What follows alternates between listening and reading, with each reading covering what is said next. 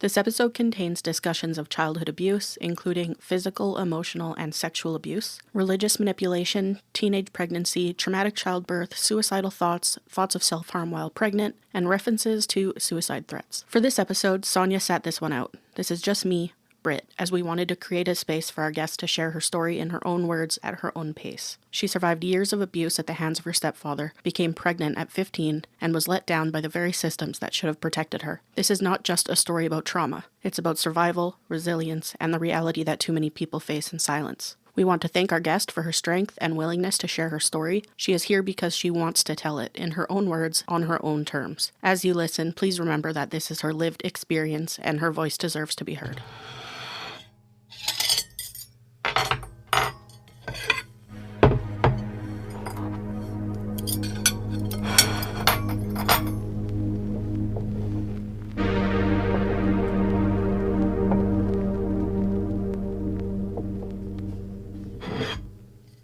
Welcome to Dinner Party Massacre.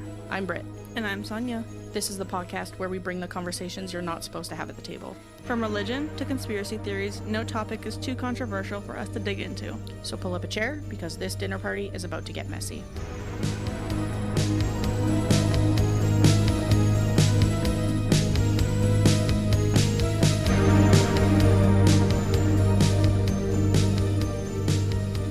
I just want to make it clear that this is going to be guided by you. If I ask anything you're not comfortable answering, obviously don't answer it. We know each other. I know that if I ever ask anything you don't want to answer, you won't. We've had that conversation. But I just want it to be clear. So I kind of had an unusual childhood in many ways. When I was very young, as in less than 2 years old, my biological father passed away.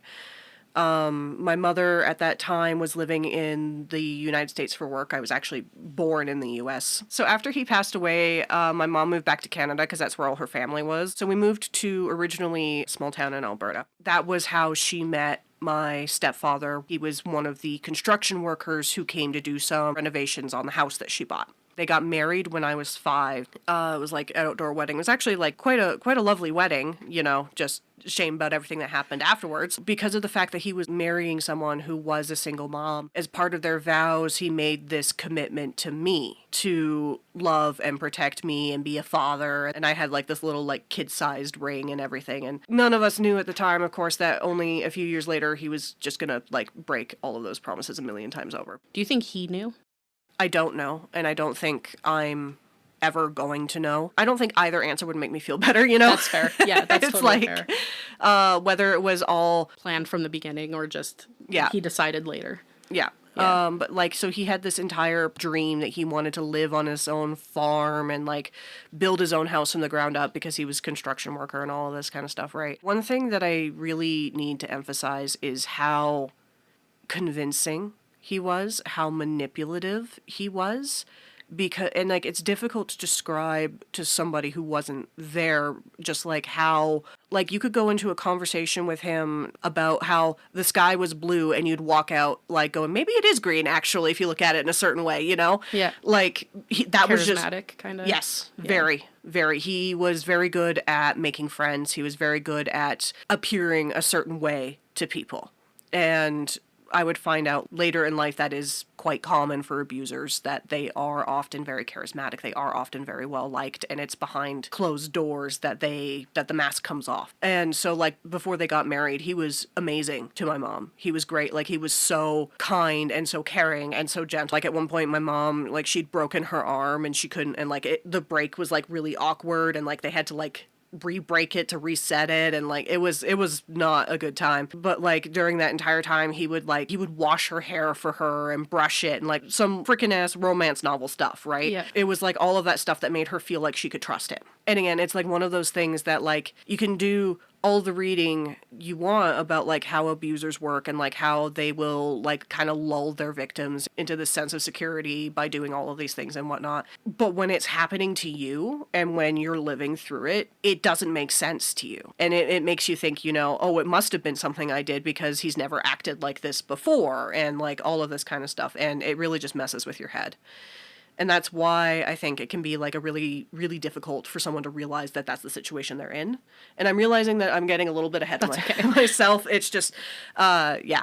Anyway, bought this small piece of land outside of this small town in northern BC. And that was how we ended up in BC. And that entire first year, for the most part, we were sleeping, well, like we were living out of a trailer because we were literally building this house from like bottom up foundations upwards. Fulfilling his dreams. Yeah. And we'll get to that. Anyway, and then my mom was pregnant. And one of the things that my mom had told my stepfather was, I am not doing baby things in the trailer. Like, there has to be some kind of setup by the time the baby comes. Like, honestly, I don't remember a ton from those first couple of years. They weren't awful. My living circumstances were still, like, unusual because we lived, like, off-grid on this farm in the middle of literally butt-fuck nowhere. I had, like, farm chores and stuff like that, but... Were there neighbors with kids or anything? Like, did you have any interaction with other kids? Well, neighbors is relative because there were people that lived within the same, like, within, like, 5 minutes driving distance. So middle of nowhere neighbors. Yeah. I did have friends at school because I did go to a public school for initially, at least. I actually don't have, like, a ton of, like, super traumatizing memories about, like, school. In all honesty, school, especially later, was just kind of an escape from the shit that was happening at home. I really threw myself into my schoolwork as a way to cope. I always got, like, A's and B's on everything. That's not a sign of, like, me being smart. That's a sign of me being extremely maladjusted because I would just, like, throw myself into it obsessively. That, and because of the fact that I loved reading so much and I would, like, just read anything I could get my hands on, like, my vocabulary was also far more advanced. Was reading also an escape? Yes, very much so. Especially because pretty much all of my other content consumption was so strictly monitored. We didn't have, like, cable or anything. We only had, like, movies and TV shows on DVD, right? Basically anything I watched went through my parents. Any of the music I listened to went through my parents. There was a solid few years there where the only thing that we were listening to was god-awful Christian music, and that was rough. The way you just, like, went to another place. That was rough. That was rough, man. Like, if I heard a song that I liked, like, on the radio, if we were in a store or something, I would, like, sit and memorize the lyrics so that I could, like, sing it to myself at home just to have a break. Like, this is really sad, okay? Like, this was really sad. So it's not like you're out at the mall and it's like, I really like this. Can we, like, get the CD so I can listen to it at home? It's like, you gotta ingrain it and, like, try and remember it. Yeah, basically. Yeah. That's sad. Right? Attempting to explain this to people out loud and not just, like, have it in my head is like, oh, wow, I am realizing saying this, how weird and messed up this is. Like, I've had many, many of those moments over the past, especially, like, the past 10 years. Again, it's hard. Everything's normal when that's all you've known, right? Like, it didn't really occur to me that this isn't the way that things were for most kids. So yeah, reading was very much an escape for me because I read so quickly that basically neither of my parents were going to be bothered to read everything that I was reading before I did because I would just tear through shit so fast. My stepfather attempted to make my mom do that because he wasn't going to do it, obviously. Like, to pre-read everything you read? Everything. And she was like, if you want me to keep doing, like, all of these farm things, this isn't happening. This is not happening. She's like, sorry, that's a full-time job. Yeah. To read as much as this kid reads. Yeah. At one point, there was a rule instituted that I had to read a book of the Bible for every other book I read, or every quote-unquote secular book, as they called it. So yeah, and then my sister was born in March of 2003. And I am going to clarify, just because of the nature of what we're going to be talking about, my sister is trans. She was assigned male at birth. And unfortunately, the reason that I have to clarify that is because of the sexual abuse, emphasizing that my sister was very much not a part of that because of the fact that she didn't realize she was a girl yet.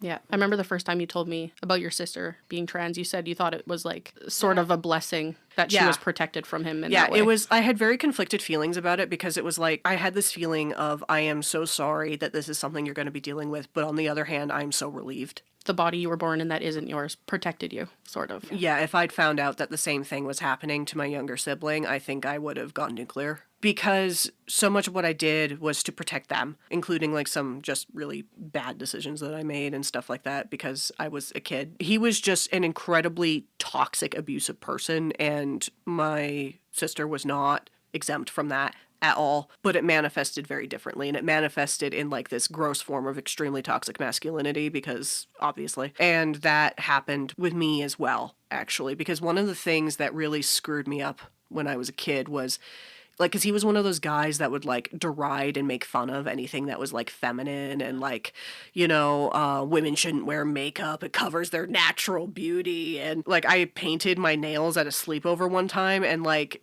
when I got home the next day, he grabbed this like thing of acetone he had in his construction trailer and made me take it off. While I had, at the time, an unusual childhood, it wasn't what it would become. The first time I can remember him putting his hands on me, I was about 7 years old. Because I didn't have any context for what was happening or what was going on, I didn't, like, it felt wrong and it felt bad to me, but I assumed that it must just be a me thing and it must be fine because here was this adult who was telling me it was fine, right? And I didn't have context for realizing that it wasn't. So you're like, there's something wrong with me that this feels wrong. Yeah, very much so. And like in the same way that I get in trouble for picking the mushrooms out of like my food or whatever because I don't like them. Yeah. You're like, oh, I'm clearly supposed to like these, but I don't, so it's a me problem. Yeah, and that was very much the way that I felt at first. And that was, I think, a feeling that would linger with me for quite some time and contributed to just this kind of spiral of self-hate and feeling like it was my fault that it would manifest into in my teenage years especially. And initially it would happen almost in like spurts. He would do stuff and then he wouldn't touch me again for like weeks or months, and I would think it wasn't going to happen again, and then it would. And I don't know whether that was an intentional like manipulative thing. I don't know whether that was like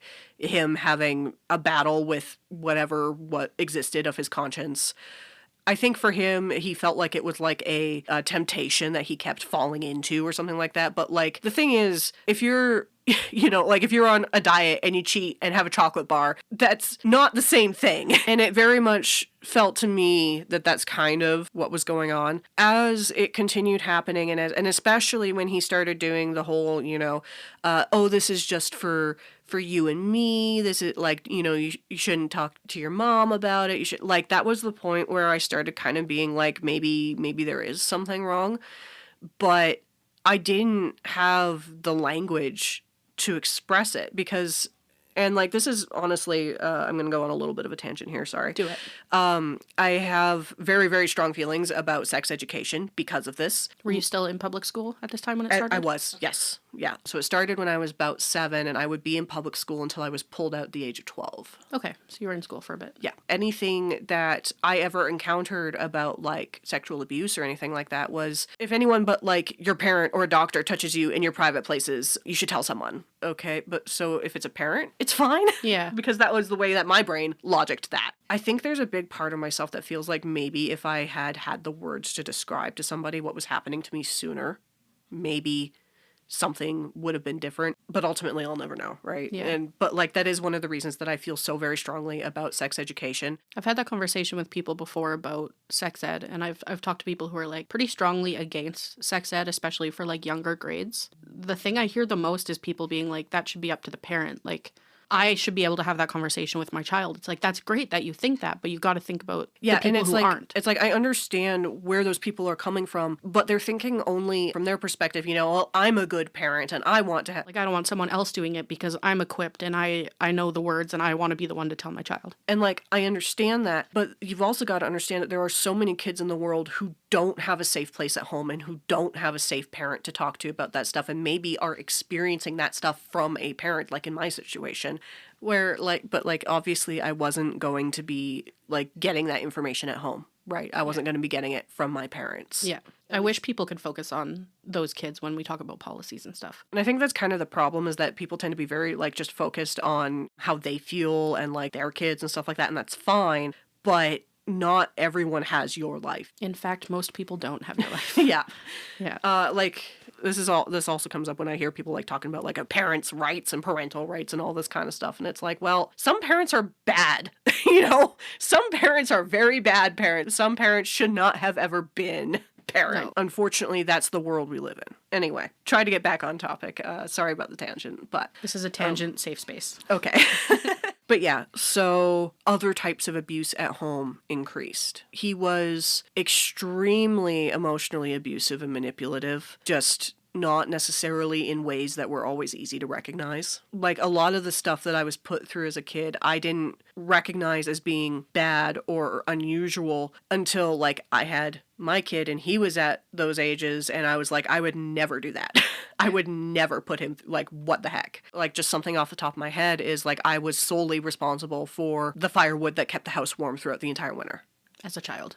As a child. Like, it wasn't necessarily my job to chop it, but it was definitely my job to stack it in the woodshed, bring it into the house, bring it up the stairs to the, like, and fill the stove and, like, all of that stuff. And again, I was like 7 or 8 when this started. I actually broke one of my toes when I was 8 from dropping a log of wood on my foot. It's the only broken bone I've ever had in my life, actually. I like that you kind of have a boomer, like I had to walk through the snow uphill both ways kind of story. I literally did, though. I literally did. I was also responsible for, like, getting the generator started and the power running in the morning, like, so that, you know, we could have lights and heat. Seems like a dad job. You would think. Yeah. You would really think, right? And then, like, I also had, like, some animal-related farm chores, but I didn't mind those as much. When I was 10, we got a dog. Being asked to walk the dog in the morning or whatever wasn't a big deal to me. Or, like, you know, feed the horses or the chickens in the morning when eventually we got chickens and stuff like that. Like, that stuff wasn't something that bothered me as much. It was, like, specifically, I really, really hated being responsible for the firewood, especially because, like, if I forgot or if I messed something up, I would get screamed at. One incident I remember in particular, I was about 10. He legit lost it and screamed at me in front of a friend that I had over. Clearly, she was taken aback and didn't really know what to do with it, and, like, 'cause she was also 10. I don't remember even anything about, like, what he was screaming at me about. I just remember that feeling of humiliation. And so, like, for that reason, I kind of have, again, strong feelings. If I'm going to have, like, a conversation with my kid about something, I'm going to pull him aside and I'm going to do it privately. Or, like, if there's someone over or whatever, I will wait until later to have that conversation with him, and I will not have it with him in front of someone, especially a peer. The only exception to that is, like, if we're having a conversation about something as a family. And, like, obviously I've never screamed at my child. I'm not perfect, especially, like, as a parent, and, like, I will fully admit that there have been times where I have snapped where I shouldn't have, but I think that's kind of normal. That was something that I always wanted to make sure that I never did, because I remember how that felt, and it was awful. I have issues around, like, I'm very desensitized to animal death at times because of the fact that we lived on a farm and it was a part of my life. We were killing chickens, we were, like, killing cows and stuff like that. But also, if I expressed, like, sadness about that kind of stuff, I would be relentlessly mocked. So I kind of just learned how to shut those emotions off. Even if you're killing animals to eat, it's like, you should be able to empathize with, like, hey, yeah, it's definitely sad, but here's the way it benefits us. Like, if that's the lifestyle, there's definitely a way to have that conversation. Yeah. And, like, allow the kids to, like, have their feelings. And not bully your children for being not that this sad. is the worst he's done, but yeah. No, it is difficult to encompass just how awful he was in literally every single imaginable capacity. This whole farm and house thing, it was like his dream. He was the reason we were doing this, and it was my mom who ended up getting saddled with, like, the farm chores and the animal stuff and a good portion of even, like, the mechanical work with, like, the generator and stuff. Like I can remember a time where the generator quit and he just refused to deal with it, and it was, like, me and my mom that were, like out there changing the oil, and, like, I knew how to change a spark plug in a generator at, like, 10. Were there ever times, you were talking about how, like, charismatic and, like, likable and nice he was, kind of pre-marriage or leading up to the marriage. Were there ever times, like, later on, once your sister was born, once the abuse had started and stuff, did you ever see that again? Was it, like, completely gone?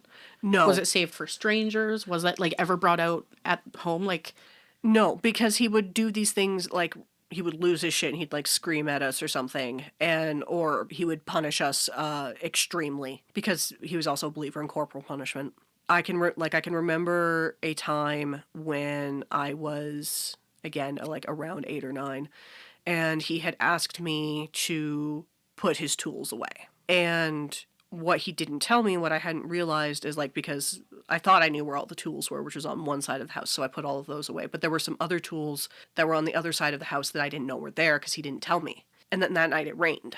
And like there were all these power tools that were out in the rain, and he just came like tearing in, and he was furious, and he grabbed a wooden spoon out of the drawer and he bent me over and he hit me. He hit me on like, well, my butt, and then he also hit me on both my hands, because that was typically how we would be punished, and then was like yelling at me to like go and finish cleaning up the tools and stuff. So like I'm like out in the rain. Then later he was like, you know, oh, I'm so sorry and I shouldn't have lost my temper like that, and can you ever forgive me? And like, because that was what would happen, was he would lash out, he would react, he would do something like that, and then it would be all, you know, oh, I'm so sorry. And it was around that time he found religion, and oh boy. Yeah, I was 9 when that really started, because I remember it was around that year that, like, I started getting in trouble for reading Harry Potter, and started getting in trouble for reading basically just, like, anything that had, like, magic or which, like, I always gravitated towards that kind of material in my reading. Like, I loved reading, like, spooky stories. I loved Goosebumps and those totally real, definitely not fake ghost story type books that you would find in the school library, and suddenly it was, like, everything I was reading. And like this was also around the time when the Bible book reading rule got put into place and all of this kind of stuff. Basically, there was a good portion of the stuff that I enjoyed that was suddenly off limits to me for reasons I didn't understand. And then we had a book burning. I kid you not, he went into my room, because like even at that age, I had a very extensive book collection. So he went through my room and was like, the part that really gets me is that he was like, I want you to pick out all of the books that you think have bad elements or like this sort of thing, right?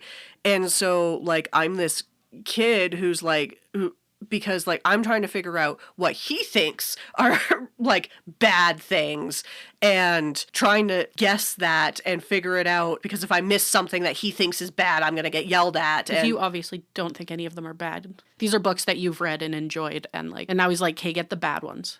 You're like, what do you mean? These are like all totally fine books. So you're now trying to read a grown man's mind. Yeah, literally. Because these were the kind of games that he would play. It makes me so angry to think about it now, but like I just remember like as a kid being like frozen and panicking, like I don't know what I'm supposed to do here. Some of the titles I can remember distinctly being pulled were like things like Harry Potter and Aragon, because that was big at the time, and I was like super into dragons, so I was all over that shit. And like stuff like that. And then he burned them. Literally? Like big bonfire in the front yard. Like, I'm not joking or exaggerating even a little. I don't even know what to say to that. Was he like having a bonfire and was like, hey, we might as well use these books too? No. Or was it like for the purpose? That was the purpose. That's crazy. I definitely had like bookshelves full of books as a kid. And like, I can't imagine if just one day my parents were like, oh, actually, this is evil. You can't have it. And we're going to literally light it on fire in front of you.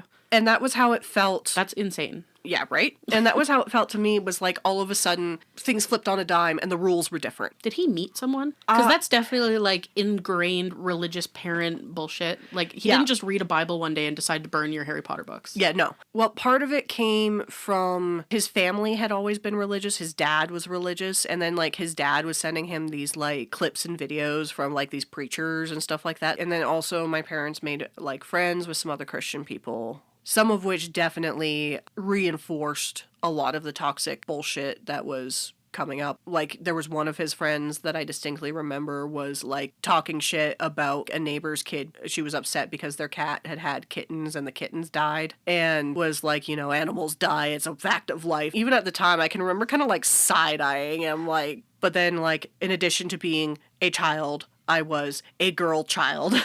Me speaking up or saying things about things that bothered me was discouraged. We'll go with that. That was the other thing that really came into the house at the time that he found religion, was the misogyny, the extreme misogyny. And again, looking back on it, there were things that he did before that were indicative of like him having some of those opinions, but it wasn't as open and it wasn't as forced. And I think part of that is because my mom had been like a working woman. She was a feminist and like all of this kind of stuff. He felt like he had to do it like, you know, like when you boil a lobster, like that analogy where you like turn the water up really slow and by the time it's realizing it's cooked, it's like cooked. Yeah. It was around that time that things started getting really bad. It was around that time that the abuse really stepped up. How old were you here? 9 or 10. That was when I really started, like, using school as an escape because he started using God and religion as an excuse for everything. When I was 9, remember when I said I was responsible for the firewood and everything? He was the one who was supposed to, like, split it and everything, but then I guess a piece of the equipment wasn't working or something like that. And what he took from that was God didn't want him to do firewood because he would keep our house warm through the winter miraculously. Thankfully, That's just mental illness. Right? Yeah, that's like delusion. Right? Like, thankfully, it never got below freezing. So he just didn't heat the house. Yeah. It got really freaking cold. We had fish in fish tanks. They all died. I had a lizard. He died. There was nothing I could do about it. And I just remember that feeling of, like, just having to weather all of this shit and not being able to do anything about it, even when it was causing severe damage personally. I don't want to drag your mom into this too much because, like, she's not here. It's not her story. But I'm curious, like, what she was doing at this point. I assume at this point, like, they've been together years. She's probably not able to call him out either. Yeah, that was kind of what it was. I have memories of my sister and I, we had this, like, heater for that entire winter. We just shared the same bed. And we had, like, a heater that we would put, like, there to just try and stay warm. And because of the fact that, like, all of our water was through the same mechanism that heated the house, we didn't have hot water either all winter. So my younger sibling and I were in swimming lessons, so we would shower at the pool. Letting your children and your family live like that when you don't have to. Like, it's not like you're too poor to pay the heating bill, or I know people that have grown up like that where it's like, oh, we just literally couldn't afford heat. Yeah. But, like, you had it. It was right there. He just wouldn't turn it on. Yeah. That's crazy. Did he not get to a point he's like, oh, God will keep the house warm? But, like, clearly the house wasn't warm. No, he just got angry and bitter about it. Like, to this day, I still have issues about being cold indoors specifically. Valid. Doesn't cause me to have a full-on breakdown panic attack like it used to, but it's like it wears on me, and, like, I start getting, like, short-tempered and kind of snappish, and, like, I don't realize that that's why that's happening until it's like, oh, this is a mental stressor on me, right? Like, everything was just so hard and so many more steps, like heat and power and everything to do with, like, living. And, like, I looked forward to going to school that entire winter because I was like, it's warm at school. I lived a life that was rife with deprivation that my classmates didn't, not because we had to, but because of choices that my stepfather made. Like, I went hungry, I went cold, Was he also just miserable and cold and hungry? He was also miserable and cold, for sure. But one of the things that I would sometimes be punished by being deprived of food, which definitely did not give me a complex and borderline eating disorder as an adult of feeling like, oh, if I did something bad or, like, if I messed up, I don't deserve to eat. And there were days where I would just not. So, yeah, that definitely didn't give me issues. She side-eyes the wall. Yeah. And I realize I haven't talked so much about the actual sexual abuse. There was just so much. There's just so much that was happening, that was going on, that it's all just kind of, like, mushed together in this ball of horrible. But yeah, so he started putting his hands on me when I was around 7 or 8. And then as I got older, it only escalated. Interesting that finding God didn't stop that behavior. No, it made it worse. So much worse. In his mind, it was like, oh, well, if I sin, God will forgive me. Right. Funny how that didn't apply to, you know, anything that we did or whatever. But so, like, how much detail should I go into? Whatever you're comfortable with. Okay. Then, yeah, I will go into some details just because I don't get the opportunity to do that much because, funnily enough, people don't really want to have these conversations with me. Yeah, so it continued to escalate as I got older, with it becoming, it was less he would take an opportunity that happened to present itself and more that he would create opportunities. I do wonder if that was part of the reason that he had, like, my mom doing all the freaking farm stuff, because if she was out doing chores, he could do whatever he wanted to me and she wouldn't know. And, like, she was just so beat down and so tired all the time from everything, because she was also doing, like, all the cooking and all the cleaning and, like, all of the, you know, womanly chores or whatever. I have to wonder if part of the intention was to keep her just beaten down and tired all the time, because obviously you're not making coherent, logical decisions when you're tired all the time. And with, like, how isolated we were with living in the middle of nowhere, again, he could basically do whatever he wanted to me and no one would know. Did your sister know? I honestly don't know to this day how much my younger sibling knew. I did a lot to shield them from it. But what ultimately ended up happening is, to them, it felt like Dad was paying more attention to me and loved me more. So then they started getting, angry and would take that out on me because I was the favorite. I was, the one that parents loved more and all of that kind of stuff, because that's how it appeared to them. And so we had honestly a very rocky relationship when we were kids, because they resented me for that without knowing what was actually going on. And I resented them for being the one who wasn't having to deal with all this shit. And it was subconscious. It wasn't like I was consciously going around going, God, I hate my younger sibling. But like subconsciously, there was all of this resentment that was building up in me that I would end up taking out on them when they didn't deserve it. And that was like, we had this conversation about like all of this stuff like years ago and cleared the air, and we have a great relationship now. But certainly like at the time, as kids, we weren't close. And again, I kind of have to wonder how much of that was intentional, because they would ask me, play toys with them or like build Legos with them or whatever. And I would just blow up, because it was like, why are you demanding and asking for even more of my time and my energy than I already give to everything every day? But yeah, and then as time went on, the abuse also became more consistent, because remember when I said that like there would be periods where he would do stuff and then periods where he wouldn't, and like those periods where he wouldn't just got shorter and shorter and shorter until they didn't exist. And it was happening like every day, all the time. And I was 10 or 11 when he started forcing me to perform oral sex. And forcing himself on me in that way as well. And it's one of those things that, thinking about it now, it's so weird, because he would interact with me as though I was also a sexually active adult, able to consent and make decisions about things.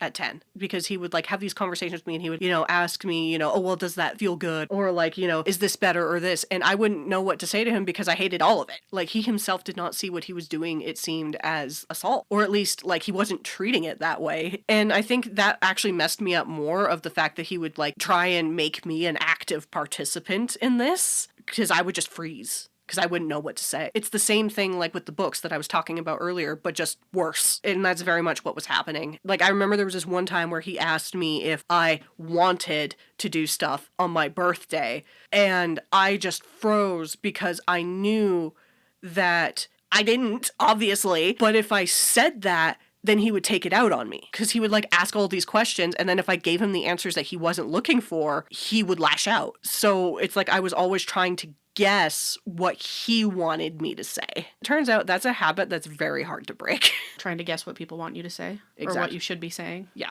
Honestly, something that I still struggle with. Like, especially if I'm dealing with somebody in like a position of authority, like my boss, right? Yeah. But even like teachers or professors when I was at university, stuff like that, right? It was a problem. And I didn't realize it, because there was just so many layers of messed up that I was. And it's all like just kind of mixed together and tied together in this kind of like awful stew.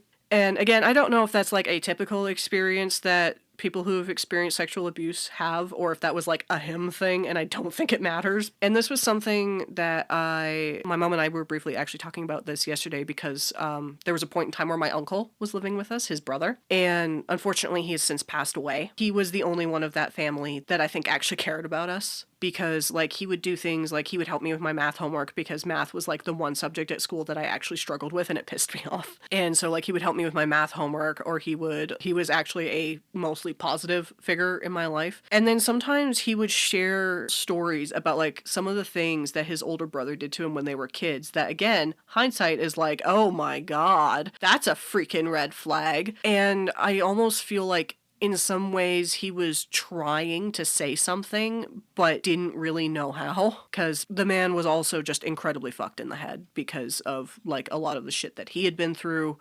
and a lot of the shit that his parents had put him through. He's the only one of that family that I was still in contact with up until he passed away. And he knew about everything after it happened, I assume. After, yeah. And it was one of those things where, like, he was the only one who ever, like, sat me down and was like, I'm sorry that I didn't see it. I'm sorry that I didn't know. And I was like, I don't blame you. And he's like, I know you don't blame me, but I still should have seen it. Still should have said something. But yes, there was this incident when I was 11, because I remember I was in grade 6, where he came into my room in the middle of the night and was like, is there ever a chance that you're ever going to actually sexually desire me as a man, or something like that? And I was like, no. And like, again, middle of the night, I was just woken up with this. And then right after that, he grabbed his gun and he put it in his truck, and he took off in his truck saying he was going to go kill himself. Now, my mom and my uncle didn't know why this was happening. My uncle went out on like the four-wheeler to go try and chase him down. Didn't end up catching him before he hit the highway. And like my mom was just confused and upset and like, what is going on? And like I was hysterical and in tears. She was trying to talk to me and I couldn't communicate because I was like, this is my fault. This is on me. Which again, it's one of those things that looking at it now, I know that he never would have actually killed himself because he's too goddamn selfish for that. That, I think, might have been the last time I ever tried to voice my true feelings about what was happening, because I was like, if I say something he doesn't like, he's gonna go and kill himself. But yeah, so he eventually did come back, but like I was so scarred by that experience that, again, like I said, I think that might have been the last time that I tried to voice my real feelings about anything. And that you were was 11. happening. And I was 11. So much has happened. Oh, yeah. You're only 11. Oh, yeah. I can't remember if it was before or after that when he did this thing where he confessed to my mom that he was thinking about touching me, that he'd had that thought. And obviously, she freaked the fuck out and was like this close to taking us kids and just leaving. And he talked her down by basically being like, I know I have a problem. I'm going to get help. I love you all and I don't want to lose my family and all of this kind of stuff, right? Did you know he did this at the time, or do you just know now? I knew that something was happening at the time because I knew suddenly that my parents were fighting all the time and screaming at each other. My mom was suddenly talking about divorce, seemingly out of nowhere, and like I was losing my mind at school. Stuff is happening at home and I don't know what's happening. I had a freaking meltdown in the computer lab at one point. One of the girls I was kind of friends with, she was the only other person who was there, because like my mom had called me at the school basically to say, hey, you're going to be staying at family friends. You guys aren't going to be coming home because things are really bad at home right now. And it's one of those things that it's like, did nobody like say, why is somebody checking up on you? Like, it was a small school. There weren't that many students. I knew all the teachers knew me by name and like would talk to me and stuff like that. He ended up basically talking her down. And like at the time I didn't know what that was. And then for a period of a few months, he didn't touch me. And then it started again.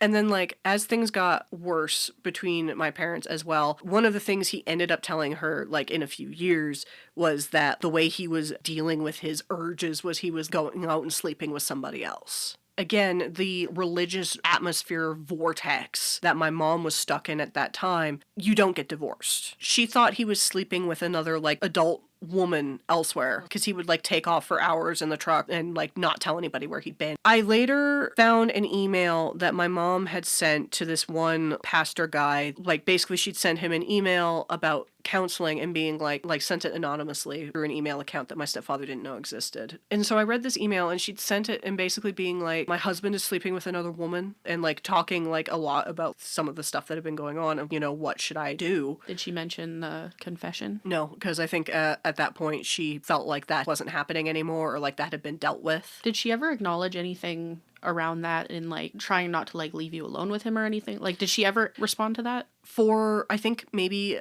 to a year after that, she was far more vigilant. Yeah. But then when it seemed like everything was fine, that kind of slipped. So yeah, she'd sent this email to this pastor guy basically being like, this is what's going on. I don't know what to do. I need help. And he sent her an email back that summed up basically said, pray for God to fix your marriage. You should stay. And I was 12 or 13 around that point. Thinking about it, like, even to this day, it just fills me with such rage because this man was just like, everything's fine. God will fix your marriage. Pray more. Pray more, yeah. That is honestly, like, why I still have, like, such intense disdain for a lot of religious people, is because of the fact that, like, my mom, she was struggling, she was trying to ask for help, and everyone that she turned to was telling her the same bullshit. Because you could definitely argue that, like, you can't blame religion for him because you can't even say he was religious. He was just using it as, like, a tool. But then there's everybody else in the community that, like, also failed you guys. Yeah. So you can't say, like, oh, don't blame religion. He wasn't really religious. But, like, all these other guys were. That pastor was. Yeah. Like, because that's the thing. It wasn't just this one thing, right? It wasn't just this one guy. It was, like, the atmosphere that we lived in and the community that we lived in. When I was finished grade 6, so before going into grade 7, I was pulled out of public school. My mom had always kind of been planning to homeschool me for high school because, ironically, the local high school had extremely high rates of drug abuse and teenage pregnancy. Better keep you at home then, where it's safe. Yeah, absolutely. That was when things got really bad. And this is at 12. Yeah. The way you've already lived like 9 lives and you're only 12. I know, right? Like, baby. But yeah, so when I was 12, yeah, I was being homeschooled at that point. As I said, that was when things got so much worse because I had no escape and I had nobody, like, no other outlets, nobody I could even, like, talk to. I did have one friend from school that I kept in contact with, but then, like, they ended up moving down into, the Vancouver area, so we would, like, talk on the phone every week and stuff like that, but that was it. Like, that, it's not quite the same. And there were some of these other girls who were also being homeschooled that my mom was kind of helping with their schooling that, like, I was kind of friends with one of them. Like, overall, I just all of a sudden became a very lonely, very isolated kid with an adult who was hurting me and just stuck in my head all the time with the only thing I had as even a remote form of escape was my books, which was something that he would take away from me or threaten to take away from me anytime that I was in trouble or just, pissed him off. Like, because of that, like, isolation during those developmental years, that also screwed me up. I'm not gonna lie. Like, I still have difficulty with communicating well and expressing things openly because I just got used to not. Because obviously I wasn't, like, even when I would have conversations with my mom, I wasn't honest with her because of, well, obviously everything, because, like, at the time I really believed that if I said anything, I was going to destroy my family and it was going to be all my fault and like, I was the problem, right? Which was very much something, a belief that he deliberately fed into.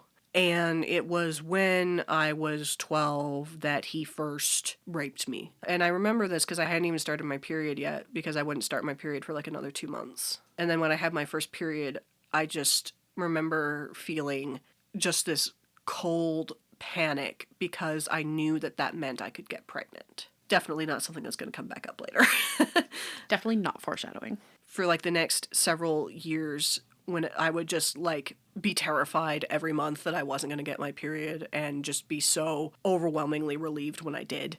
I'm surprised you knew at that age and with your circumstances that period meant you could now become pregnant. Well, at that point, I had done enough reading on my own and done enough, like, piecing together of various different sources, even though nobody ever actually, like, sat me down and had the conversation. And, like, conversations I had had with my peers at school before I was homeschooled that, like, I kind of pieced together. And, like, at that point, I knew that what was happening to me was sexual abuse. Like, I figured it out. But at that point, it had been going on for years, and I was like, can I even say anything about it now? And then I was also like, if I say anything, I'm just going to blow up my family and, like, it's going to be a whole big thing. And I was also terrified that nobody would believe me, or worse, that they would believe me and tell me it wasn't a big deal.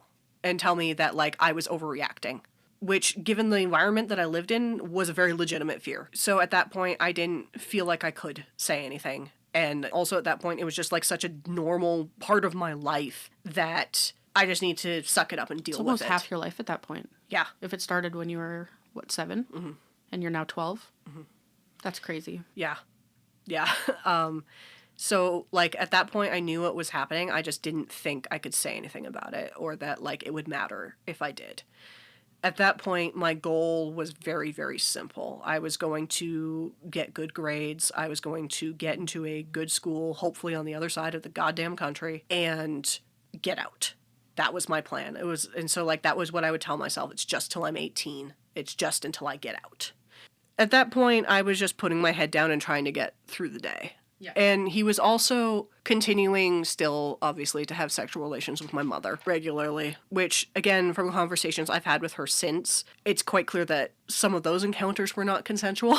Shocking, I know, right? The molesting child rapist also is not good with consent with anyone else in his life. That's so weird. And at a certain point, from the time that I was 13 to when I was 15 or 16, I was being raped every other day, because the other day he was with my mom. And again, it's so disgusting when I say it out loud. Years later, when I was in university, I had this social work class that I was in. And one of the things that we were talking about in that class was the way that abuse is characterized differently when it's done by a family member. That, like, it's dealt with differently and reported very differently if it's like some rando kidnaps this girl off the street, keeps her in her basement and rapes her every day for 2 years. That's a whole big deal and he's going to go to jail forever. Whereas if You find out that there's this guy who's abusing his daughter and has been, raping her every day for 2 years or whatever. It doesn't get that attention. It also doesn't get that legal repercussion in the same way. One of the things we were talking about is about like how that kind of relates somewhat to outdated ideas about ownership. A man owns his family, like his wife and his kids, like they're his property, and so like he can do what he wants to his property, sort of thing. Definitely interesting. Like, there's no mainstream media stories of men who've abused their children. No, there's not. And it happens so often. Like 99% of abuse stories, that's what it is. Yeah. And yet we don't sensationalize any of these men who do it. No, we don't. We barely jail them. We barely jail them. Which we'll get to. Which we'll get to. But yeah, like it was a very interesting conversation to have. And it was like, obviously it's stuck in my head all these years, right? Yeah. Even since I graduated. Out of curiosity, I sat down and calculated a rough estimate as to how many times I had been assaulted. And this is just penetrative rape. This isn't counting any of the other shit. This isn't counting the molestation that started when I was 7. This isn't counting any of the times that he forced me to perform oral sex. This isn't counting any of that. At a minimum, I was raped 396 times. I have no words. How do you? You can't. Even at the time, I was like, I really wish I hadn't done that. Wow, how do I unknow this? Yeah, exactly. And again, that is a low ball. It was more and it was worse. So it went on like that for a couple of years until I was 15. Because when I was 15, I got pregnant. And I knew that was likely what it was because I missed my period and I was like, well, maybe I just missed one. Like that happens sometimes. And then I missed another month. And then like there were other symptoms. Did you know the symptoms for early pregnancy and the symptoms for early signs of cancer are very similar? I did not. I was praying every day that it was cancer. At least it would get me out of there because I knew that if I had a child, it would be another tool that he would use to stop me from leaving. He had already been like saying some things that really concerned me about like not wanting me to leave to go to school and like all of this stuff. And like even before the abuse started, that was always my dream. I was going to go to university and get a degree and be like some hotshot scientist or something. And then he started saying some really concerning things about like, well, you don't really need to go to school to have certain jobs and like stuff like that. And I was like, if I was pregnant and if I had a baby, that was just going to be something else he was going to use to stop me from leaving. And that terrified me. Obviously. Like, I had been somewhat suicidal for years at that point, probably since I was 12, at least. Like, I would go through kind of like bouts of just like intense self-hatred and intense I want to die, and I would feel like better the next week or whatever, so I would just kind of like pretend that it never happened. And it was like these cycles, right, where I would go through. But then like the periods between those cycles became shorter and shorter, and like this intense self-loathing, this intense self-hatred. I developed like an obsession with washing my hands to the point that the skin on my hands became dry and cracked because I was washing them so much. I would have the things in my room laid out a certain way and lined up a certain way, and if someone disturbed that, I would lose my shit. Like, I would also just randomly have these emotional outbursts where I would like suddenly be screaming at everyone around me, and I would be like very angry for seemingly no reason or for something very, very small. And then like that was well, clearly you're possessed by a demon of anger. Or I've been systematically abused my entire childhood. Just a thought. I mean, but it's probably the demons. He's right. And like for my mom, all of this stuff was seemingly coming out of nowhere too. She was like, "Oh well, it's like puberty and hormones, not straight up to demons like he was." He also just had a pathological inability to take responsibility for anything. And during the period where after I knew for sure that I was pregnant, was the most suicidal I have ever been.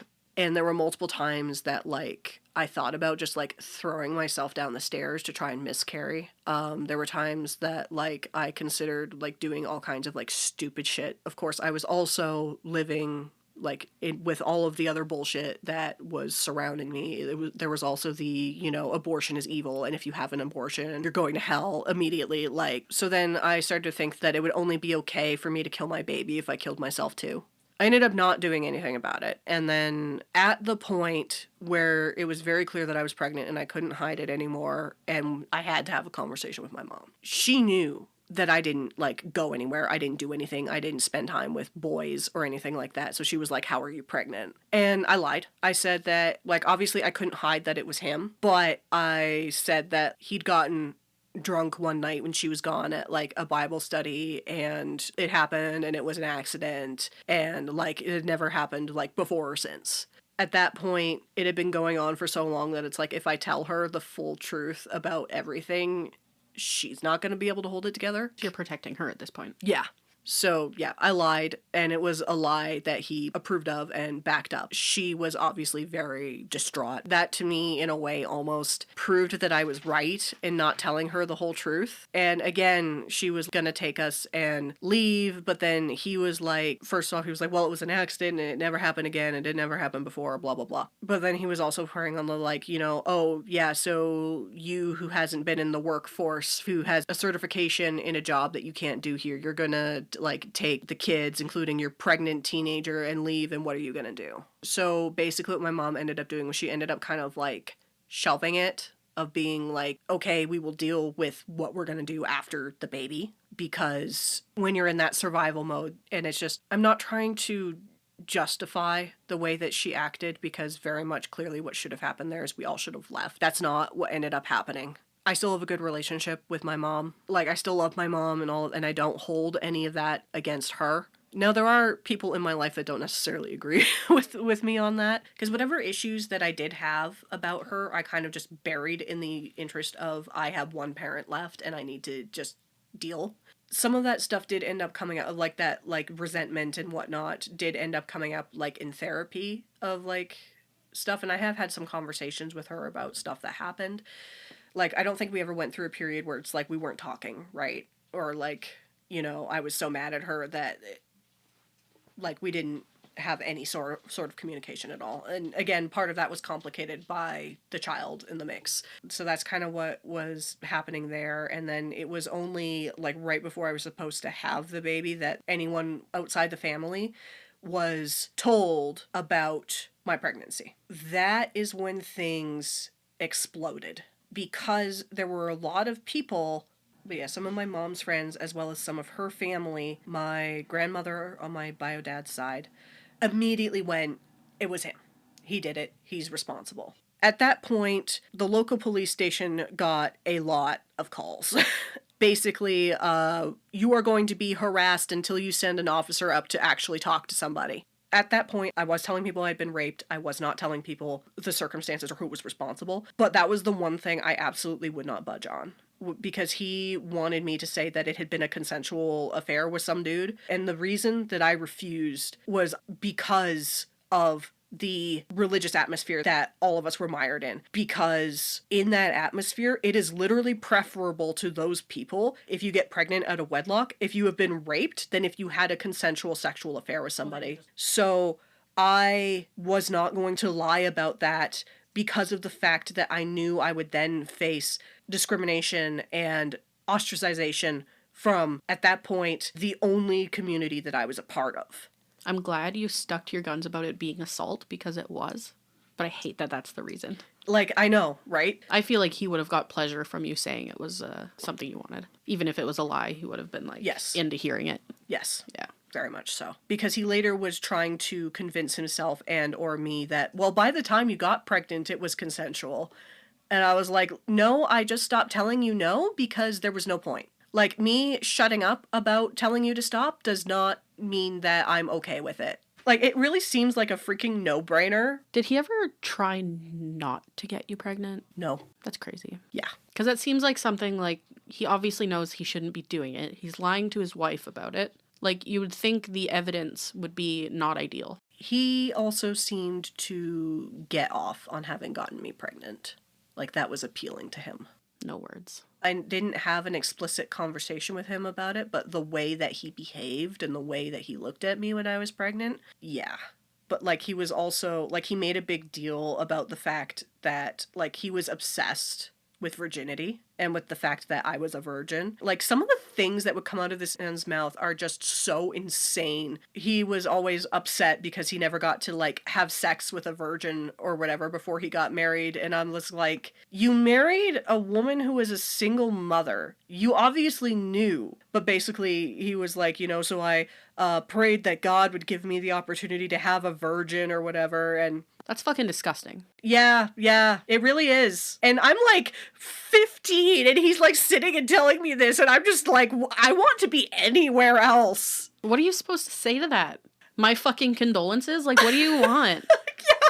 So, why are you in the position of comforting this fucking man as you're sitting there barely a teenager pregnant with his child? literally. Like, it's so insane to voice and to, like, talk about because it's, like, so crazy. Like, how could anyone, like, think that and say that and, like, genuinely believe it? There was also this one particular, well, there were a couple of particular Bible verses / stories that he pointed to. So there's this, like, passage in the Old Testament where it's talking about, like, how if a man takes a woman against her consent, he's supposed to go to her father and pay the bride price and take her as his wife because of the fact that then he basically has taken responsibility for her, since he raped her. That's also, like, within the historical context of the time, where basically if a woman wasn't married, wasn't getting supported by a husband, she was screwed, because women didn't really have ways to make livings for themselves. Also, if she was no longer a virgin, probably no one else was going to marry her. So that's the reason that that was a law, because it was trying to, weirdly enough, protect women from basically being assaulted and abandoned to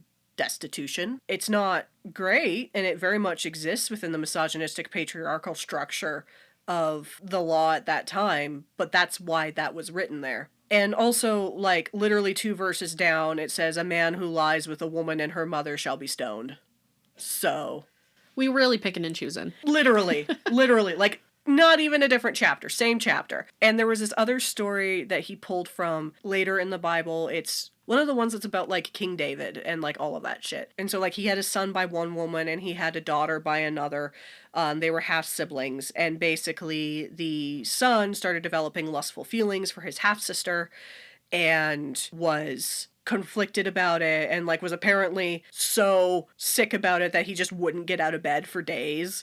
And then one of his friends was like, okay, well, what you're gonna do is you're gonna rape her. Oh, that'll help. Like, you're gonna trick her into having sex. In the story, what they end up doing is, oh, he's sick, he's not doing well, he might be dying, he wants to be tended to by family. So her, being an innocent and kind-hearted young woman, volunteers herself to go minister to her brother, of course not thinking. So then he assaults her, but immediately afterwards he's like, I don't want anything to do with you anymore, get out. And she says to him, what you're doing now is worse than when you took me in the first place. You not only did this, but you're also turning me out with nothing, where I will never be able to get married or have a family of my own because of what you did to me. And then her, like, one of her other brothers, who's, like, her full-blooded brother, is like, what happened? And she tells him, and he goes and kills the guy. Finally, a good story. He flees before he gets exiled because killing your brother was not a thing you were supposed to do, no matter if he, you know, raped your sister, I guess.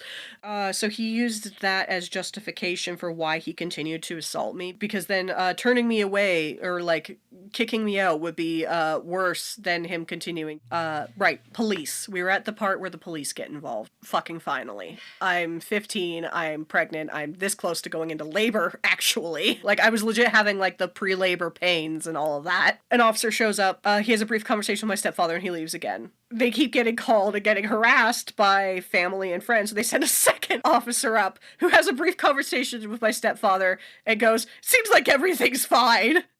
What are they doing? They're like, oh, someone said that kid might be yours. Is it yours? No? Okay, cool, see ya. I guess. Like, what are you guys doing? They didn't talk to me, so I don't know. Did they talk to your mom? Like, No. they literally just talked to him. Yeah. And then they keep getting phone calls, so they send a third guy up. And he talks to my stepfather briefly, and is like, seems like it's fine. And then finally, they send the 4th officer. And the 4th officer was a woman who specialized in dealing with, like, domestic abuse cases. Send her first. And, like, I don't know why they didn't, but she was the one who was like, I would like to talk to her alone, please. And she was the one who was like, I knew it was him immediately. Because of the fact that, like, we were on the porch and he'd gone inside, but he was apparently, like, standing watching me and, like, I had my back to the door, so I didn't see this. But apparently he was still, like, standing and watching through the window. And she saw it and was like, yeah, no duh. It's him. He's the one responsible. Anyway, I ended up going into labor, and we were going to do a home birth, mostly because he didn't want to take me to the hospital. Did you have any care before that? None. Like doctor's appointments or none. Prenatal vitamins? Honestly, at that point, I hadn't been to a doctor in since he found religion and decided that Jesus would heal all our ills. So home birth? Yeah, it didn't end up working out that way because I was in labor for the first day and things were not progressing. And then, like, I was in labor for the second, and, like, at that point, I hadn't slept for days. There was a point where I just completely lost all control, and, like, because all I could feel was the pain and, like, the tired and, like, not having slept, not having eaten, and I was just screaming. And my mom was, like, just trying to distract my younger sibling from everything that was going on, which I will say their reaction to finding out I was pregnant was kind of funny because it was just, oh, I just thought you were getting fat. Such a sibling thing to say. Honestly, yeah. Like, that is one of the only humorous things that come out of the entire experience. Were they privy to the also it was dad? No. Okay. No. And so, like, my mom was trying to distract my younger sibling, keep them out of the way, and was like, pick a movie. You can watch whatever movie you want. The soundtrack to all of this shit is just freaking Star Wars The Phantom Menace and freaking Jar Jar Binks. And I can remember just, like, lying there and, like, having this playing in the background and just being like, this is insane. Like, this is absurd. This shouldn't be happening. Anyway, at the end of the second day, when it was very clear that things had gone very, very wrong, my mom basically went, if we do not take her to the hospital, I am going to go to the police. I'm going to tell them everything, and I'm not going to do anything to protect you. Like, maybe God's forgiven you, but in the eyes of the law, you're guilty. So we went to the hospital. And because of the fact that we lived in a small town where in our local hospital, the obstetrician came in once a week, and it wasn't that day, so we had to drive an hour to the next town to take me to a hospital. That is the most miserable car ride I can ever remember being in. Because, like, of course, I'm still in excruciating pain. We get to the hospital, and I'm straight up like, I don't care what you have to do. If you hit me over the head with something just to make me pass out, just, like, I can't be in this amount of pain anymore. And again, like, I wasn't coherent at that point, and I have no idea what he or my mom said to the doctor about what was going on. But they gave me some drugs so that I could finally get some sleep, and they gave me, like, some other drugs to try and basically force my body to push the baby out. And then what ended up happening was I kind of ended up going into shock. And, like, my body was just at that point shutting down and not functioning. And they were like, we need to do an emergency C-section. It wouldn't be until, like, really after all of that and, like, learning about all the details that I would realize how close I came to dying. Because I did. That's terrifying. Yeah. So they did the emergency C-section, and again, I didn't know what was going on. I didn't know what was happening, because they weren't really talking to me. They weren't really telling me what was going on. Just, like, I heard the word C-section, then they were wheeling me into the operation room. And then there was, like, a screen, and I knew that they were cutting me open. And, like, yeah, obviously I was frozen, but you can still feel, like, pressure. It was really a scary experience because of the fact that, like, I was not comprehending what was going on. Yeah. And no one was talking to me. You know, they pulled the baby out, and by that point, things had gone wrong to the point that he had started to inhale the fluids in, like, the amniotic sac or whatever it is. Basically, we were going to have to be kept in the hospital and also, like, they wanted to keep an eye on me, and they had to let, like, obviously the surgery heal, and they wanted to pump me full of antibiotics because, again, nearly died. There was worries that I would have, like, an infection just from how long things had gone on, but they didn't have room for me at that hospital because it was being renovated, so they had to put us on a plane and ship us to the Prince George Hospital. I did sleep through most of that, thank God, because I was exhausted. And then, like, my baby was in the NICU, and, like, I was there for a week, basically, until they determined that I didn't have an infection, I wasn't gonna die. Again, it was one of those things that I wouldn't realize until later about, like, if my mom hadn't put her foot down when she did, if the doctors hadn't basically acted the way they did when they did, I would have dying in childbirth like it was the freaking Middle Ages or some shit. You've experienced way too much Middle Ages bullshit. Right? Like, it just keeps coming. It does. It does. Freezing at night, curling up with your sibling for body heat. Yeah. It's like, this is insane. We live in, like, the 21st century. What is happening? And so when we got back home, he was doing his whole, like, you know, oh, I'm so sorry, and I couldn't bear seeing you, like, in that much pain, and it's never going to happen again, and, like, I'm never going to touch you again, and that sort of thing. And, like, I don't remember if I believed him or not at that point. I think at that point I was just kind of like, yeah, whatever. My brain was freaking cooked. He was still working construction. He had, like, a pre-booked job away where he left, and he took my younger sibling with him. as he often did on those trips. And then the police called me and my mom and were like, we just want you to come down to the station to make like a statement about it or whatever. And then when we got there, I was pulled aside into an interrogation room, confronted with an officer who then started interrogating me. Was it the woman officer that we Yes. like, or a new one?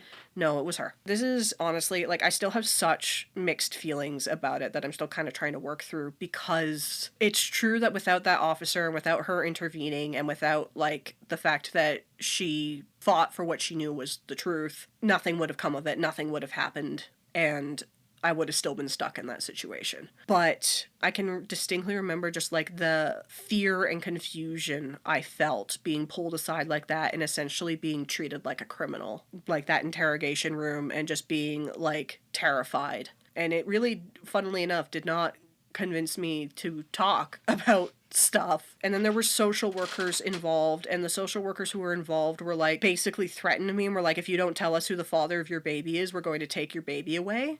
Funnily enough, that did not encourage me to talk. And so I didn't say anything to the police. I didn't say anything to the social workers. That's interesting that they approached it so aggressively with you. Clearly the victim of the whole thing. I don't know why. And like, I have to wonder if my experience is like something that other victims and other people who have been in my situation, that's happened to them too. Because if so, gosh, I wonder why more people don't report. No kidding. Or follow through with charges, or... Yeah. Then eventually, like, because the police were continuing to do an investigation and we were getting like calls all the time and stuff like that, my stepfather was getting really pissed off because, oh no, I have to face the consequences of my own actions. He was like, well, what will make this go away? And they were like, well, let's do a DNA test. And he agreed to it because he was convinced God had forgiven him for his sins, so the test was gonna come back negative. So all of that was going on. And in the midst of that, my child was born in May. My birthday was in June, so it was like a month before I turned 16. And like, there was like also the day that I was in the hospital giving birth was the day that I was supposed to be doing the provincial math exam for homeschooled kids. Like, they had to have us go to like a room in the community college to do it there. So on the day I was supposed to be taking the provincial math exam, I was in the hospital giving birth, which is insane. That is insane. So I was given an extra month to study for it. Oh, that's nice. Because it was rescheduled, which is the only reason I came out with a decent grade on the math exam. I'm not gonna lie. My 16th birthday was the following month. Basically almost exactly a month, actually, after my child was born. That day was one of the worst days of my life, and that's saying something. Because that day, he locked himself in the basement with a gun. My mom found out because she'd just kind of said to my younger sibling, you know, go find your dad or whatever, not knowing. And then my younger sibling came up from downstairs and was like, Dad has a gun in the basement. And my mom was like, hello? And this was on your birthday? Yeah. You had to make your birthday about him too. It gets worse because basically he was saying that he was gonna like kill himself again. And so we're upstairs and we're just gonna pretend that that's not happening. And then we hear a shot go off. My mom would tell me later, because she was like, okay, we're getting out of the house. We're going down to the neighbors. The thought that went through her head was, if he did it, I don't want to be the one to find it. And I don't want one of my kids to be the one to find it. And if he didn't, I'm afraid that he'll turn it on me if I go down there. I remember my mind, it was like everything just kind of slowed, and everything that was going through my mind was, what do I need to do to deal with this shit? And like, I remember like on my way out the door, because like I was packed the diaper bag, grabbed the baby carrier, and on my way out the door, I grabbed a book because like in the back of my head was the thought of like, oh, this is probably going to take a while and I'm going to get bored. So we went down to the neighbors, and the guy... So he went to go deal, and his wife sat us down on the couch and gave me and my sister chocolates for the shock. My younger sibling was hysterical, like sobbing and just like having like an absolute just nightmare, not holding it together even slightly. The baby thankfully slept through most of the whole thing, because when they're that age, they just mostly sleep and cry and poop and eat. Yeah, so eventually he came back and was like, you know, nobody's dead and like all of this kind of stuff. I guess he fired a shot out at one of the windows. I don't know. And then when we went back, and like my mom was like, well, what were you thinking? Like, why'd you do it? He was like, I wanted to know what you guys would do. And none of you like came to check on me or anything. And we're like, hello? The absolute narcissism of like his teenage stepdaughter literally just had his baby. It's your fucking sweet 16, and he has to do this whole dramatic fucking involving the neighbors bullshit because it wasn't like enough about him and he needed to know how about him it all still was. Oh yeah. It gets better. Oh, good. Because I went in to have a conversation with him and basically just like, yeah, what's going on? And he told me to my face that if I was still having sex with him, he wouldn't have done it. Literally a month after him being like, I'm so sorry, I'm never going to touch you again. Did you punch him in the nose? I didn't. I had a breakdown because I thought it was my fault again. And also because I felt like it was my fault that my sibling was in that much distress and pain, and that I'd had to sit there and watch that. So I, quote unquote, consented to having sexual relations with him again. And here's the kicker. He still didn't use a condom. So this was going on at the same time that the police investigation was going on, and like the DNA test and all of this kind of stuff. So while he's so confident that God has forgiven him, that God is going to forge a DNA test for him, he's already doing it again. Yeah. But it's okay this time because I consented. So it's not rape. Insane shit. Insane. The police officer who was handling our case later told me that threw her for a loop when he agreed to the test and was like, well, maybe I was wrong. Maybe it's not him. And then she was like, and then I realized later that I just didn't know how crazy he actually was. Like, she didn't say it in quite those words, but like, that was the gist of it. Anyway, so they took blood from me and from my kid and from him. And then they apparently, and again, I wouldn't find out the details about all of this until later. They also got DNA samples from his father and his brother to compare. They were the only other men who'd had like extended non-supervised contact with me in that time. And of course, both of them were like, yeah, of course, do what you need to do. And then they sent it off to the apparently one singular DNA lab that exists in this country in Saskatchewan for some reason. I don't know if it's still that way, but it was then. Because, like, thinking about it, like, that's 10 years ago now, right? So it might be different now. But that was the case then. There was one DNA lab, and it was in Saskatchewan. And that test wasn't a priority because they tend to prioritize things like DNA tests for murders and stuff like that. So it took like a year for the results to come back. And in that time period, I was still in that situation. I was still there. I was still stuck. I was still being abused every day. But now you also had a baby. Yes. Which I assume you were taking care of yourself. Yes. And attempting to graduate high school. It was in like the final months of my grade 12 year that the tests came back and he was like arrested. This was the first time that they were like, we were bringing charges. And then he was also banned from being able to have any contact with me or my son, which he disputed in court, and they removed the constraint that he wasn't allowed to see my son. But then, like, because they didn't have on the paperwork saying that he wasn't allowed to see me, they didn't give a minimum distance or anything like that. So my mom was like, so how? They're like, well, he shouldn't be able to see her, so I guess he shouldn't be anywhere within eyesight of the house. So he just took our horse trailer and parked it down like at the bottom of the driveway and lived in there. So he was still on the property. Because he wasn't explicitly allowed to see me, but he was still having contact with my mom and my younger sibling, he started taking his anger at the situation out on them, because I had always taken the role of, like, one of the things he had always done was, like, if I wasn't cooperating the way he wanted me to, or if I wasn't, like, agreeing to have consensual sex with him or whatever, he would abuse my family until I did. Like, at one point, even when my son had just started to crawl and he came into the house and he was mad because he hadn't gotten to have sex with me for a few days or whatever. And my son crawled over to him and was, like, trying to, like, grab onto his pant leg, and he, like, pushed him to the floor. And that was really scary for me. At that point, I felt like I had to do what he wanted me to protect my family, especially my kid. So he's barred from seeing you at this point, but he's still coming to the house.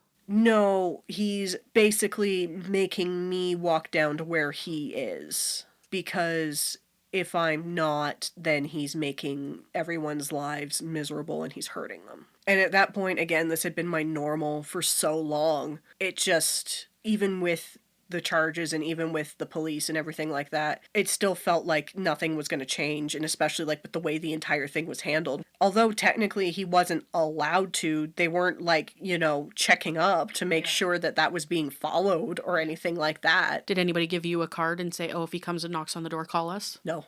At least not that I recall. Yeah.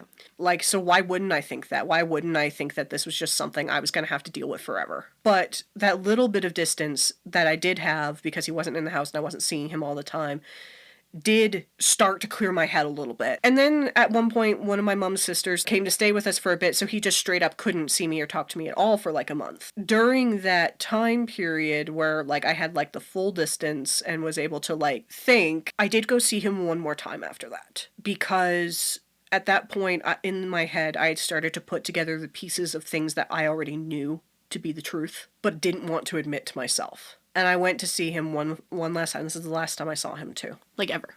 Ever. Because I just asked him straight up, do you think you're ever going to stop? Do you think you're ever going to be able to? And he avoided the question, and he didn't answer me. He did stuff, and then I left. And it was January, and I was walking up the hill in the cold and the snow, and I fell to my knees in a snowbank, and I was vomiting and crying, and because I knew at that moment what I'd probably really known all along, that it was never going to stop, that he was going to find a way to keep me stuck to him forever if I didn't do anything about it. And that even with everything else going on right at that point, the only way that was going to change was if I did something and I took responsibility for the situation. And because like also at that point in time we were being told that with the detail that we'd given the cops, because at that point it was we had given them the, oh yeah, he got drunk one time story, right? That the prosecutor that was handling our case was like, oh, he'll probably get like a year and some probation time or whatever. And I knew that that wasn't going to be enough. I knew that like that even if he did serve a little bit of time or whatever, he would just come back and it would just be the same thing all over again. And that it was never going to stop and that he was never going to stop. And I knew that at that point. And so the next day I sat down with my mom and I told her the truth. I told her, well, not like all of it, but enough. And it was every bit as hard as I thought it was going to be. I've never really talked about this part of it, about like that conversation I had with my mom because, well, there's just like so much. But it also just felt good to finally tell someone and to finally stop keeping it. We went back down to the police station and I walked in and I said, I want to talk. And we did. And I sat down with her and I was like, okay, I'll tell you everything. I'll tell you all of it. And I did. Was she surprised, or do you think she probably knew there was more? I think, well, she knew at that point that he was responsible. I don't know if she was aware of the full extent of it because literally at that period of time, because I had just had my 17th birthday at that point, I had been abused for 10 years. Over half your life. Over half my life. I think that perhaps the magnitude of it somewhat surprised her. She took notes and she was recording me, and I, for the first time, was telling people the whole truth about all of it because I just reached a point where I was done. I reached a point where I broke. I knew that I had to deal with it myself. I will fully admit there is a part of me that is so angry and so hurt and always will be that I had to be the one to do that. That I had to be the one to make that choice and that nobody saw, that nobody was able to, that even with the police involved, even with like everyone like calling and being like something is wrong, even after all of that, I still had to be the one responsible for all of it. And that is, I think, just a wound that sits in me that's never going to close because I was failed by every single person who was supposed to protect me. I was failed by all of the systems that are supposed to protect me. Every adult that I knew failed me. And that is a really hard thing to live with. And that is, as I said, it is a hurt and an anger that is never going to go away. How does it? So then after all of that and after I went over everything with the police, and with the frickin' the probation officers for whatever fucking reason. And then they were like, okay, we're gonna put you in contact with victim services so you can get some counseling ASAP. And so then, like, with a counselor, I started talking a little bit more about stuff with her, and like started like trying to actually put myself back together. And like at that point, it had been made clear to us through some of his actions that we weren't safe to stay at home. Basically, on the day that my mom told him that he just straight up wasn't allowed to come to the house anymore, no matter like who was there or who wasn't there. And then so he came to like grab the last of his stuff, and she was like, you need to get off the property. You need to be gone. That same day, the generator broke down. The power system, like the inverter, the power system that we had keeping it all together, that broke down. And in the car on the way home from like getting groceries, where it was me and my mom and my son in the car broke down. Thankfully, we managed to push it and get it so that it broke down directly in front of the mechanics. So he went and like he towed it up the driveway, and then was like, I don't remember exactly what it was that was wrong with the car, but he was like, this is weird because the thing that was broken essentially was something that shouldn't have been broken, at least without like there being a bunch of other damage as well, and there wasn't. So it really, really looked as though someone had gone in and just broken this one specific thing. All of this happening on the same day, the day after he'd been to the house for the last time to grab the last of his stuff, seemed a little bit too coincidental to be a coincidence. It made me so angry, the car especially, because I was like, he had no way of knowing what would happen, or where the car would break down, or who would be in the car, or what would happen. That was a really dangerous situation, and he didn't care. At that point, I was beyond being, like, scared. I was just angry. I was angry specifically about the fact that he'd done that knowing that he could be putting my son in danger, and he didn't care. It just was so unnecessary. And so it's like, what purpose does this serve for you at all? Like, most of the things he did, I could understand that his twisted justification behind it, even if it was just my dick was hard, you know? Like, at least there was some kind of justification or some kind of reason. And for this, there was nothing. He could have killed us for no reason. I went for a walk while I cussed out every single curse word I knew, which wasn't many. But yeah, it became clear that it wasn't safe for us to stay at the house even with him gone. So we went and we moved into one of our neighbors had this like trailer that he would like rent out to workers sometimes, like seasonal workers, like prospectors and stuff like that. And so my mom was like, do you mind if we stay there? And he was like, yep, go for it. And like that trailer, it was tiny, it was cramped, it was hot, there was no air conditioning, and it was the best I had felt in my living memory. It's one of those things where you don't realize how bad things are until it's not happening anymore, and then it's like, oh my god. And like, I got to do things that I hadn't gotten to do ever. Like, I got to have my own phone, finally. My own music that I could listen to. But yeah, being able to experience, like, a little bit of freedom for the first time. Because he had been, like, arrested and a bunch of that stuff was going down, like, right after I was 17. And then we spent, like, the next year dealing with, like, the he's gone but not really, and the trying to hold shit together, and like, because it was that January of 2015. Then I was busy, like, essentially trying to graduate high school, and like with court stuff and with like interviews, and so like just so much. At some point I kind of got desensitized to like talking about this. Well, partly because it was like, oh my god, I can talk about this, and partly it was like, once you've gone over it so many times, it's just kind of this is harder for other people to listen to than it is for me to talk about it at this point. And so then I turned 18 and we had like a little graduation trip. My mom drove me down to go see my friend who had moved to like the Vancouver area, and I got to go to like an actual comic book store in the city, which is crazy. Yeah, and like I got to like buy my own clothes for the first time. Admittedly, most of what I wanted to wear was just baggy jeans and comic book t-shirts, but it was great that I had the freedom to do that. I went through a phase where I was like painting my nails all the time because I just liked being able to do it, and I liked the colors. They made me happy. And like, I got to do a bunch of things that I'd never gotten to do. For a while, I thought that I was okay, and I thought that I was dealing with things okay. And then my younger sibling and my kid were watching Tangled, and I got triggered by the sight of two Disney characters kissing.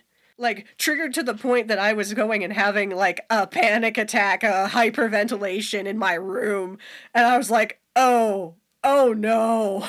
And I remembered what movie it was even because I actually do think that Tangled, and specifically the depiction of Mother Gothel, is a really, really excellent depiction of like what gaslighting and abuse looks like. And then like I went to university, because I went to university fall of 2015. Was it a great idea to go directly into post-secondary education right after? Probably not. I didn't even know initially what I wanted to study there. I was just like, I'm just so happy to be here, man. You're like, life is great. Yeah. And like, cause like I went to university and I talked to people who had very different perspectives than I did. And like, I started figuring myself out and I started kind of like learning. And at that point, my stepfather was still not in jail. We were still dealing with like court bullshit. How long did it take? He wouldn't be sentenced and dragged up and like taken to prison until May of 2016. And that was like, because after the DNA test and after I like told the cops everything, and he pled guilty to all of it, which on the one hand, I was glad that I didn't have to get like dragged through court bullshit and having to testify, because that would have made things take even longer too. And like, I don't know if I would have been able to like go to school right away or whatever, or if I would have still been like, but either way, when I first started attending university, he was not in jail yet, so I had to go and I had to like show pictures of him to like security and to my roommate and be like, hey, just so you know, if you see this man, he's my stalker, call the police. Going into my second year, I had like a really bad mental breakdown. I was suddenly thinking about killing myself all the time again, and I was like, why? So eventually I went to see someone at the clinic at the university and was like, hey, yeah, this is kind of what's been going on. And they were like, okay, let's take this test. Like, you know, the are you depressed test or whatever. Yeah. And so, like, I'm answering questions and whatnot. And then they come back and they're like, yeah, so we're putting you on this medication. I was like, do we have to, like, jump to medication, like, right away? Like, and they're like, we are legitimately afraid if we don't give you pills, you're going to kill yourself in, like, 2 days. So then I was being, like, medicated, and I'm still on medications to this day. So my graduation ended up getting delayed like 2 years longer than the traditional 4 years. I guess it took me 6 years, but I still feel like that's pretty good, all things considered. Yeah, you're good. I graduated university. I have a degree. I feel like that's kind of an accomplishment in my situation. Kind of? Girl, that's huge. I did straight up once have a counselor basically tell me that they were surprised I wasn't like homeless doing crack. I'm surprised you're not institutionalized. Like, permanently. Yeah. Like, I remember, because we met on totally normal circumstances. Yeah, because you were talking about horror movies, and I was like, oh, You're like, hello, I like those. Yeah. Yes. But, like, I remember the first time you were like, oh, this is my life. Mm-hmm. I was like, no, but you're regular. I'm like, what do you mean? You're a normal person. I'm like, you're literally, like, no one, you would never fucking know, you know, without your willingness to tell everybody who asks. But, like, you couldn't pick you out of a line and go, that one's fucked up. Like, that one's got trauma. Like, there's no way. I mean, I think that that's a good thing, because it means that, you know, I'm not, like, just bleeding incredibly unstable to everyone who comes across me. Yeah. Like, people who know me, like, obviously they know that I'm messed up. But I can hide it. You're That's pretty great. Stably messed up. I'm stably messed up. I've also, like, actively pursued getting better and, like, going to counseling. I'm actually going, I've been out of counseling for a little bit since I graduated. I'm going back to therapy because there are just, like, some things that I've uncovered, and it's like, okay, these are issues and I know that they're there, but I don't really know how to deal with it. That's exactly what therapy's for.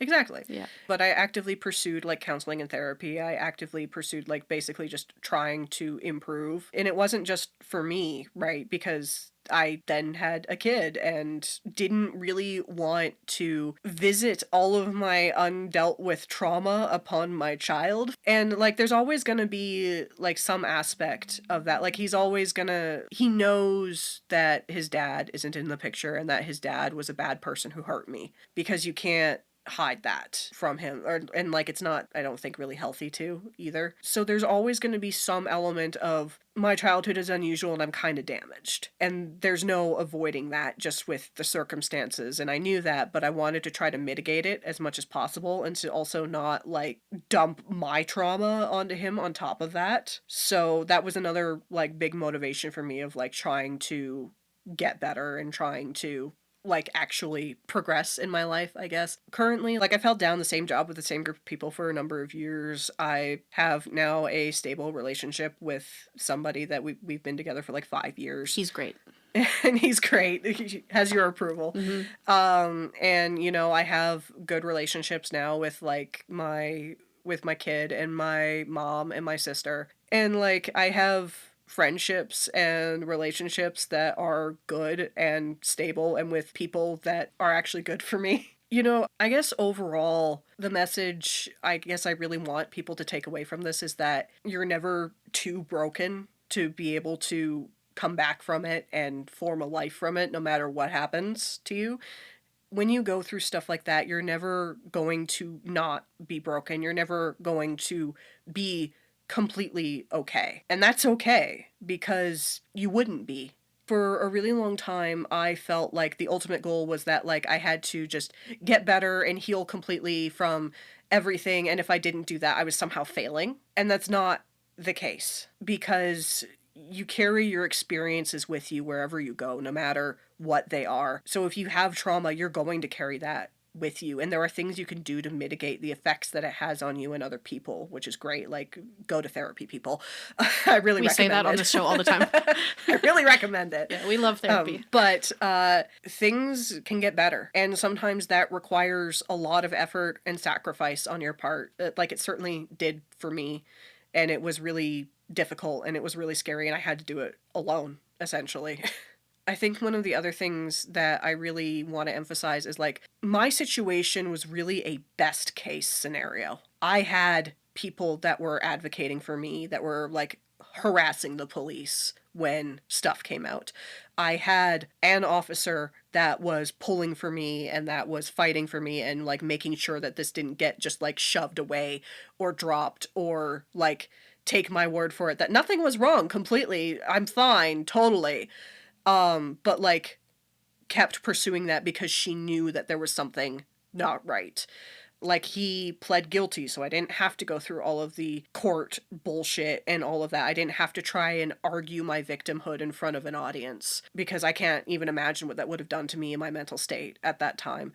I was the perfect victim scenario. I was a homeschooled, well-behaved, good Christian girl who had something awful happen to her. Completely out of the blue, seemingly, right? It still took 2 years from the time that he was arrested to the time that he was imprisoned. And he still only got 8 years, of which he only served 5.5. The fact that he put me and my family in hell for 10 years, and he served half of that, bothers me. And I hope that, like, he's miserable every freaking day for the rest of his life. I hope he wakes up and thinks about how much he sucks and, you know, how much his life sucks because he fucked it up so badly. I hope that he's miserable every day until he's dead, and I hope that day is soon. Like, that stuff, it still does bother me, and, like, thinking about it and thinking about, like, how many other young women there are who are in my situation or in something similar who don't have all of those factors in their favor, who don't have people who are going to advocate for them, who don't have freaking pristine, sterling reputations, like who didn't have a police officer who was willing, like there were 3 cops that came to my house before there was one that even bothered to talk to me. As awful as what I have been through was, the knowledge that there are people who have been through the exact same thing and are still stuck in that situation, or died in that situation, or managed to get out but never saw justice. And, like, I know some of these women personally. Actually, the friend that I was talking about, the one who he screamed at me in front of, weird callback, but I found out later, years later, that she was in much the same situation with her stepfather, but because she was First Nations and because she lived on a reserve and because she didn't have anybody speaking up for her, she ended up running away from home and living on the streets and, like, shacking up with this guy who was, like, 20 years older than she was just to get away from him. Again, like, this was something I wouldn't find out most of the details about until, like, I was an adult and was far away from being in any position where I could do anything about it. The amount of these things that are just like open secrets and nobody does anything about it. Nobody cares. That is the thing that has been the hardest to deal with, and that really bothers me the most about the whole thing, is knowing that as awful as what I dealt with was, it was the best case scenario for what happened to me. This is a happy ending, because, like, how many others are there like me in this town, in any of the other small towns in northern BC, who are in the exact same situation, or who have experienced the same things and have no one to advocate for them and have no one to speak up for them or to help them even find resources to be able to help or feel like they can talk about what happened to them at all, like I did. That intense disillusionment with the entire system, really, and with people as a whole and all of that, has honestly been the thing that's the hardest to deal with, because it's something I can't try to fix. Like, I can try to help people when I can, but I can't fix the entire system. Like, I'm one person, right? This is something I can't fix on my own. And I think that's why it stings so much, because I never want anyone to have to go through what I did or anything similar ever again. And if there is anybody listening to this who is going through or has been through the same thing, tell someone, tell anyone. And if they don't listen to you, tell them again, or tell someone else. Scream it from the freaking rooftops if you have to, because you deserve to be heard and you deserve to be listened to. And sometimes you have to make people listen to you. And that really sucks, but you deserve better. It's not your fault. It's never been your fault. And there's a way out. There's always a way out, even if it's hard and even if you have to do it yourself. And it's not right and it's not fair, but it's the way it is. And I'm sorry for that. You're so beautiful. That's such a good ending. Shall we go to a movie? Yeah, let's do that. Okay. How old's your kid? He's turning 12 this year. That's crazy. Right? Did you ever experience, like, judgment or anything for being a young mom? I had people legitimately cross the street to get away from me and then, like, try to awkwardly apologize to me when they found out I'd been raped. I have one more question. Absolutely. Was adoption ever an option? I did consider pursuing that, but I had no idea how to do that. I had no resources. And no one around you was like, hey, you know, this is a thing. Yeah. He was pouty and upset and feeling like I should feel sorry for him for the fact that he couldn't openly call himself my son's father. And, like, what do you think would and it was like, well, the situation is just unfair. Go fuck all the way off. Yeah. All the way. And then keep going. Like, sometimes I have to remind myself that I wouldn't hold any child to the standards that I hold myself to, like my past self to, right? The way everything fucking happened under 17 years old for you. Yeah. Everything we've talked about involving him. Yeah. You were under 17. Yeah. That's insane. Right? Like, you gotta not forget that when Like, talking about these kinds of things. is that what you've called it? My stepfather went to jail. That was my working title. No, I've seen Mean Okay, Girls I was now. like, wait, hold on. No, I get, that's why I Pull get, this podcast over. if you do that, you don't end up molesting a child and scarring them for life, you know? You do if you really miss chocolate bars. I guess. I feel like anything that starts with a book burning is probably bad. I feel like on the scale of reading a book with witchcraft in it and molesting a child, How do you feel about homeschooling in general? negative. I hate that he's still alive. God, same. I was really hoping he was going to get shanked in prison. So I'd never had anyone to, like, bounce this off of who might have looked at me and gone, you realize that that's fucking insane, right? Here's a fun fact. I actually graduated high school with top percentile out of anyone in my class. 93% grade average. You're saying your upbringing wasn't good for you? Shocking! I know! Like, just so many shocking things we're learning today. Wow, okay. There were multiple people who threatened to shoot him. Good. Sad no one did, but that's okay. Hands up if you've been personally victimized by being alive. You know, I mostly bring anger, but I try to... No, I'm like, so when are we killing him? Like, now, today? I'm on the same page, honestly. Gotcha. Everything you say, I'm like, so now, or... Like, why is he still breathing? Yeah, like, I know he's alive and, like, not in jail, and it makes me really mad. Same. That's pretty much the main emotion I bring, but I try to table it. I do want to thank you for coming. Yeah. For hanging out and telling me your story. Yeah, well, thanks for having me. That's it for this episode of Dinner Party Massacre. So, would we be welcome at your dinner party, or have we made too much of a mess? This podcast is produced by Expression North, with theme music by Matthias Rock. Links will be available in the episode description. Join us next Tuesday for a new episode, and until then, keep stirring that pot.